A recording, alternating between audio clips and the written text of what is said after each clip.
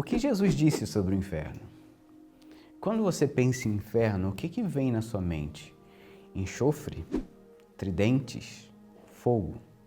Afinal de contas, qual é a realidade? A gente tem que se preocupar com o inferno? Ou o inferno é só mais uma história para assustar as pessoas? Olá, meu nome é Leonardo e nós somos da família do Instituto Mundo Bíblico. Nesse encontro a gente tem o desejo de compartilhar sobre o que Jesus disse e ensinava sobre o inferno. A gente tem a missão de conversar sobre o inferno porque cada vez mais essa palavra se afasta dos dicionários, das pregações, dos púlpitos. Ou isso é falado de uma maneira tão fantasiosa, ou, por outro lado, a gente tem um grupo de pessoas que tenta tirar essa palavra indelicada, desagradável das pessoas. Por que a Bíblia fala de inferno? Existe essa necessidade de inferno? Será que não dá para resolver tudo aqui e agora? A gente sabe, a gente percebe quando a gente analisa o que Jesus falou sobre inferno na Bíblia, é que esse tema é recorrente. Jesus fala bastante sobre o inferno. A gente vê, por exemplo, em Mateus capítulo 5, Jesus fazendo várias citações sobre o inferno. Jesus falando sobre o escândalo, sobre arrancar, sobre os fariseus. Existe uma sequência de textos onde Jesus fala sobre o fogo do inferno. Então, Jesus falou bastante sobre o inferno. Então, eu querer falar sobre o cristianismo e omitir essa parte da pregação não é honesto. O evangelho tem essa dimensão. Então a gente tem que tomar o cuidado para a gente não ser fantasioso, mas a gente também não pode ser covarde e dizer que o inferno não saiu com a pregação de Jesus. As primeiras impressões que eu tenho a analisar, a estudar, é a palavra que Jesus usou sobre o inferno, que é diferente das palavras mais tradicionais. Jesus usou uma palavra no grego chamada geena, que são as palavras menos comuns. Geralmente, quando a gente fala sobre inferno, sobre a Bíblia fala sobre inferno, tem Hades ou Seol, uma é no grego, outra em hebraico, a ideia de habitação dos mortos, ou alguma coisa do tipo. Mas quando Jesus fala de inferno, e existe uma grande briga teológica sobre a veracidade, não a veracidade, mas o verdadeiro significado dessa palavra geena, fato é que quando Jesus fala de inferno, Jesus usa essa palavra, geena. E a aplicação, a origem mais concreta que a gente tem dessa palavra é lixão. Existiam os muros da cidade e existe aquele lixo que era impuro, que era queimado fora da cidade. Então a palavra geena remete à ideia de alguma coisa que era queimada do lado de fora da cidade. Então Jesus está falando sim de um julgamento, Jesus está falando sim de alguma coisa que vai ser descartada, de alguma coisa que vai ser punida, de alguma coisa que é resto. Gente, isso é muito forte e não tem como... mas Jesus é amor. Mas Jesus também é justiça. Embora essa palavra seja um pouco sombria e muitas pessoas vão levar essa tradução para lugares muito tenebrosos, essa primeira informação é importante para a gente entender a gravidade da palavra. É claro que a gente vai tentar aqui construir um contexto para que a gente entenda da melhor forma possível que ideia é essa de justiça. Ou que ideia é essa de punição? Porque se existe um Deus justo, existe a necessidade que a justiça seja feita. A primeira conclusão que a gente precisa tomar e ter é que o inferno é um lugar onde existe uma exigência de justiça. No inferno, a gente tem algumas referências. A Bíblia diz que a chave do inferno não está na mão de Satanás, a chave do inferno está na mão do nosso Senhor Jesus Cristo. A chave do inferno pertence a Cristo. E é muito importante a gente entender que quando a Bíblia fala de inferno, não é um lugar criado para o diabo ficar à vontade e o diabo vai azucrinar, atormentar. A gente tem muito essa ideia, e essa ideia não é muito bíblica. A ideia bíblica sobre o inferno é um lugar onde o próprio Satanás vai estar sendo julgado e condenado. Então, não é um lugar onde Satanás vai estar tranquilo enquanto ele atormenta os outros. Não, pelo contrário, um lugar onde o julgamento vai esmagar igualmente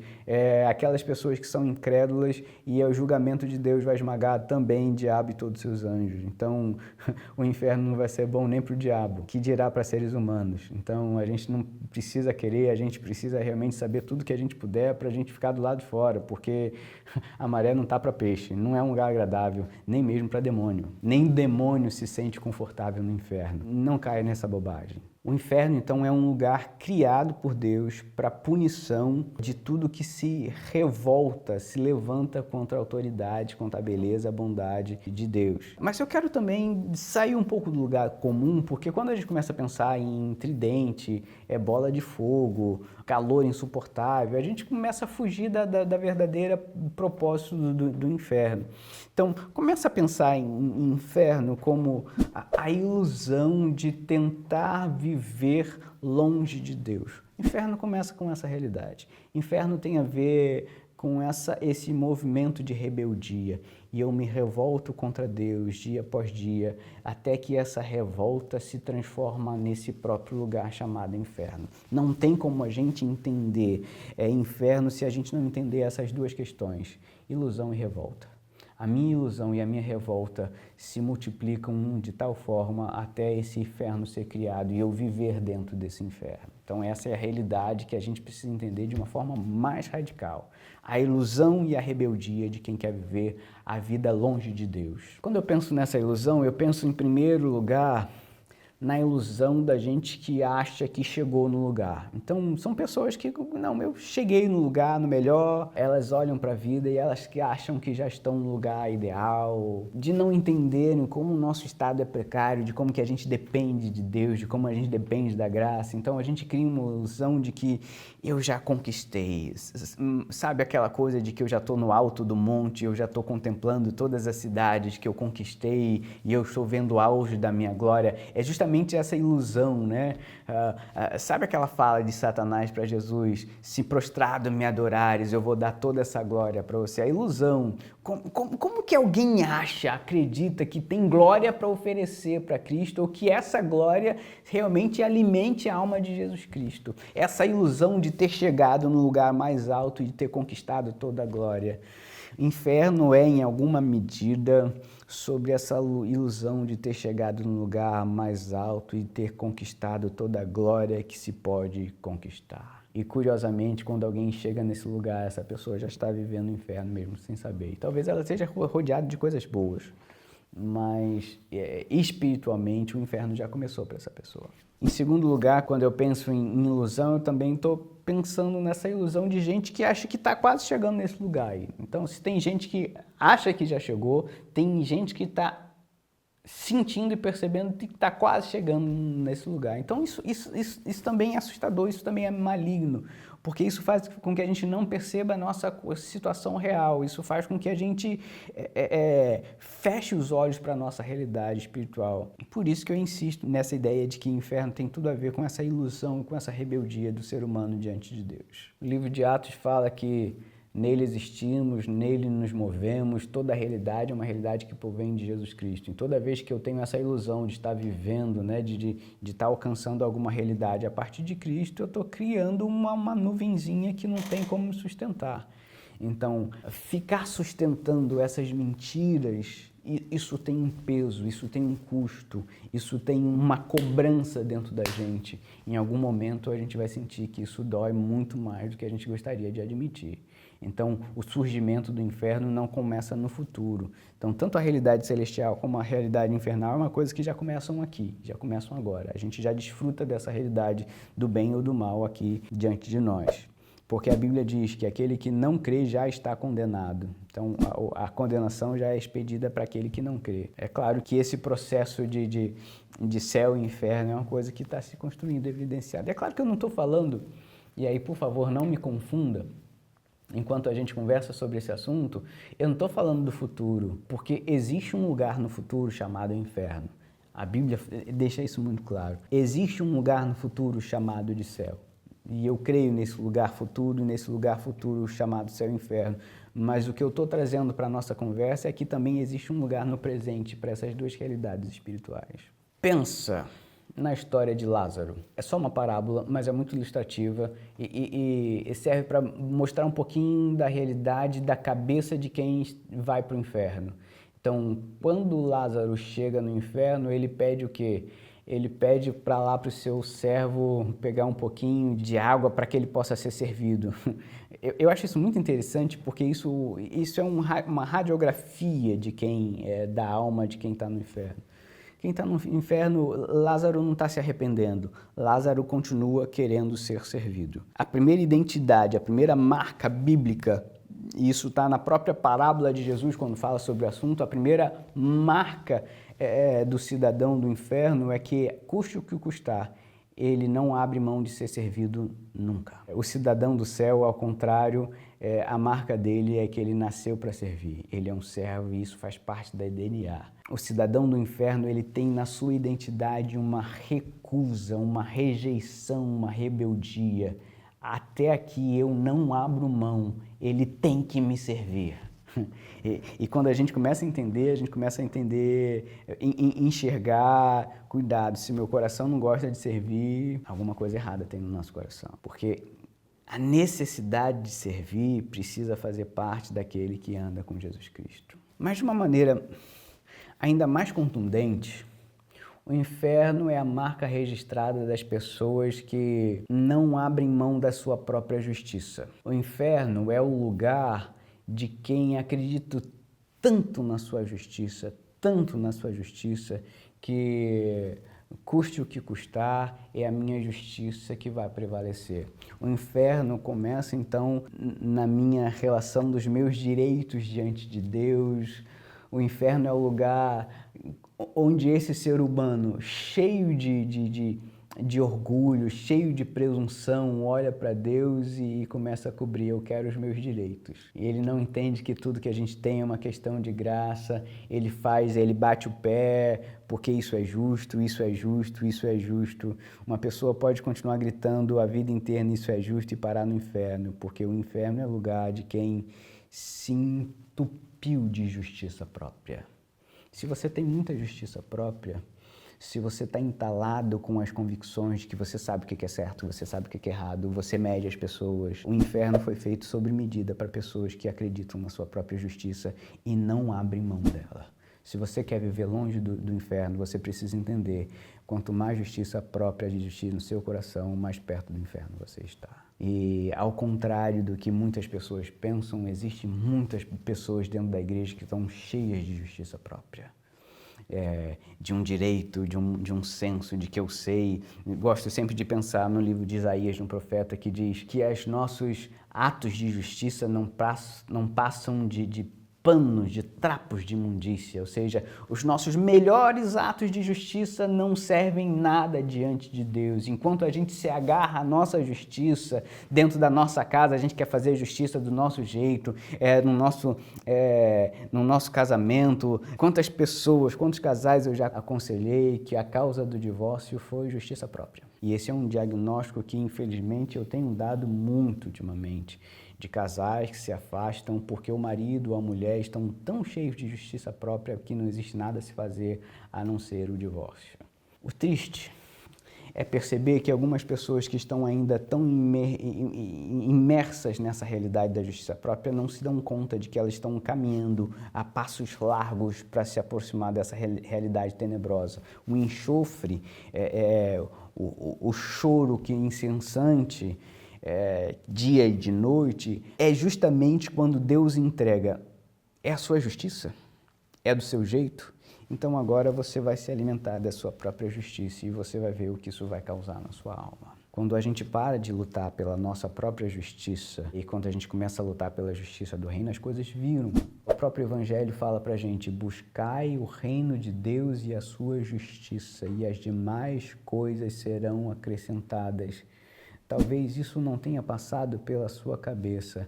O inferno é para pessoas que não têm coragem de buscar o reino de Deus e a sua justiça. E o inferno é acrescentado. Por isso eu não posso terminar essa conversa sem antes perguntar para você. Esquece o cenário. Esquece a paisagem do inferno, porque talvez a paisagem do inferno seja completamente diferente do que a gente pensa. O que a gente precisa saber é que no inferno existe choro, existe ranger de dente, existe um sofrimento que destrói a alma, que destrói a existência. E, biblicamente, o pecado que destrói isso é justamente essa justiça que a gente briga com todo mundo porque a gente está certo, porque a gente é inocente, porque as pessoas estão contra a gente, porque as manias de perseguição, as manias de olhar para todo mundo de baixo para cima, quando é entregue a nossa própria justiça, o inferno começa a acontecer dentro de nós. O inferno é uma coisa muito mais simples do que as pessoas pensam. Por isso, quando Jesus falou da geena, desse lixão, desse fogo, primeiro Jesus está falando de que ele vai exigir justiça. Então não tem como fugir de justiça. Segundo, é de que essa justiça pode se manifestar de duas formas. Primeiro, ou eu me beneficio da justiça de Cristo, e aí eu tenho intimidade, aí o céu é a minha morada, ou eu acho que a justiça de Cristo não é suficiente para mim e eu vou atrás da minha justiça, custe o que custar. E a consequência disso é o inferno. Jesus falou sobre o inferno.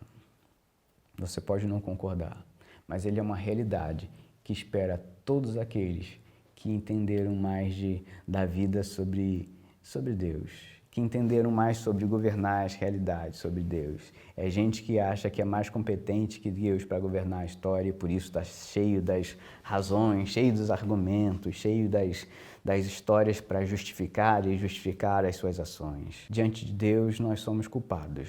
Diante de Deus, o que nós merecemos é o inferno. O céu não é alcançado por merecimento.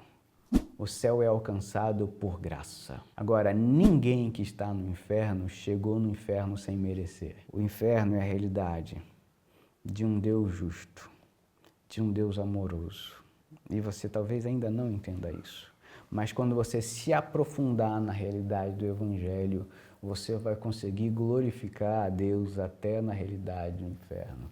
Algumas pessoas ainda insistem em querer tirar o inferno do Evangelho. Quando a gente tira o inferno do Evangelho, a gente tira a exigência de santidade de Deus em relação a tudo que existe. O que o inferno diz sobre você?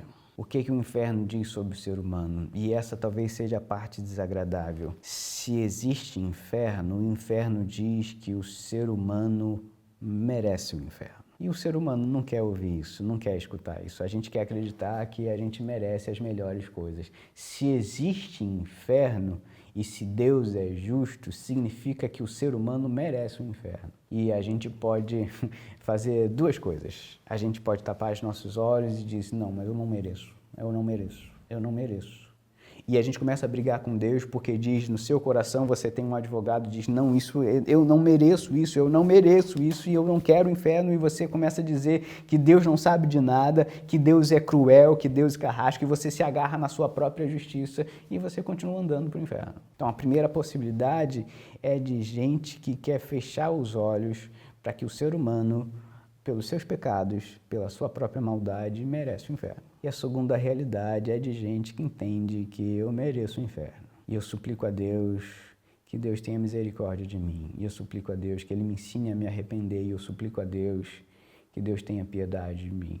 E pela graça do Evangelho, pela graça do amor de Cristo, Ele me encontra, Ele me salva, Ele me constrange com o seu amor e Ele me leva para a sua morada. A ironia que o céu é um lugar de quem nunca mereceu, mas está nesse lugar assim mesmo. Em segundo lugar, a ironia que o inferno é a realidade de quem merece, mas que continua fingindo que é muito melhor do que isso. Eu peço para você que você possa sondar o seu próprio coração.